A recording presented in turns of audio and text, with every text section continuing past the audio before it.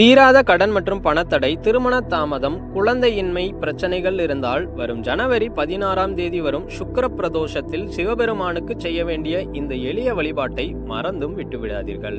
அது என்ன என்று தெரிவதற்கு முன்னால் இது போல ஆன்மீக தகவல்களுக்கு நம்ம சேனலை சப்ஸ்கிரைப் பண்ணிக்கோங்க. அன்று சுக்கிர பிரதோஷம், அதுவும் மாட்டு பொங்கலுடன் வரும் அபூர்வமான நாள். இந்த நாளில் சிவபெருமானை வழிபட்டால் சுக்கிர பகவானின் அருளும் சிவபெருமானின் அனுகிரகமும் ஒரே நேரத்தில் கிடைக்கும். அன்று சிவபெருமானுக்கு பால் அல்லது தயிர் அபிஷேகம் செய்யலாம். வெள்ளை அல்லது சிவப்பு மலர்களை அர்ப்பணம் செய்யலாம். மேலும் ஓம் நமச்சிவாய என மனதார 108 முறை ஜபம் செய்யுங்கள்.